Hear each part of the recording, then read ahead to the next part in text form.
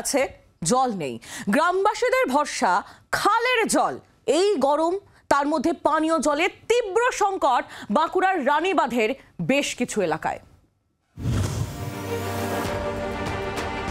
Pipeline বসলেও পৌঁছয়নি পানীয় জল। একটি মাত্র টিউবওয়েল থাকলেও তার জল খাওয়ার অযোগ্য। বাধ্য হয়ে খালের জলই খাচ্ছেন বাসিন্দারা। ছবিটা বাঁকুড়ার রানীবাঁধের। সুতান, আমডাঙ্গা, পাতাজুবা সহ বেশ কিছু এলাকায় বাড়ছে পানীয় জলের সংকট। আমার পিছনে যে জোরটা দেখা যাচ্ছে, এই জোর পানীয় জল হিসাবে ব্যবহার করেন এখানকার গ্রামের সমস্ত মানুষজন। দেখতেই পাওয়া যাচ্ছে যে গ্রামের যে সমস্ত মহিলা এবং পুরুষ তারা প্রত্যেকেই জল সংগ্রহের জন্য এই জোরের ধারে এসেছেন। বাঁকুড়ার গ্রামে গ্রামে জল পৌঁছানোর জন্য কোটি কোটি টাকার জল প্রকল্প রয়েছে, কিন্তু মেটেনি জলের সমস্যা।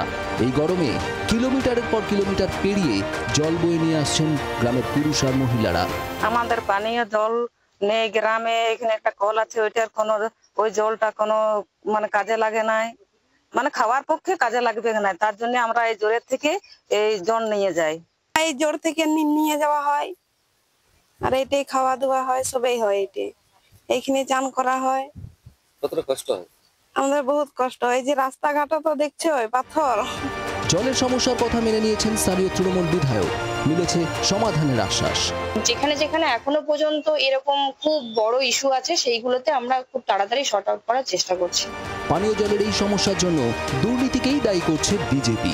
এই বিষয়টা দিদিমণি আমাদের প্রায়ই বলেন যে জঙ্গলমহল হাসছে যে তারই একটা বড় উদাহরণ।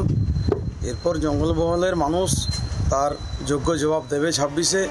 বারবার রাজ্য সরকারের পক্ষ থেকে জঙ্গলমহলের ঢালাও উন্নয়নের কথা বলা হলেও কেন এই ছবি, কেন মিলছে না পানীয় জল, প্রশ্ন তুলছেন স্থানীয়দের একাংশ। যদিও রাজ্য সরকারের পক্ষ থেকে বা স্থানীয় নেতা নেত্রীদের পক্ষ থেকে জানানো হচ্ছে যে অতি সত্বর এই গ্রামে জল পৌঁছে দেওয়ার ব্যবস্থা করা হবে, তবে প্রশ্ন একটাই, সেটা কবে? বাঁকুড়ার আমডাঙ্গা থেকে বিজয় দাস, 24 ঘন্টা। বাংলার আওয়াজ, বাঙালির আবেগ, জি 24 ঘন্টা।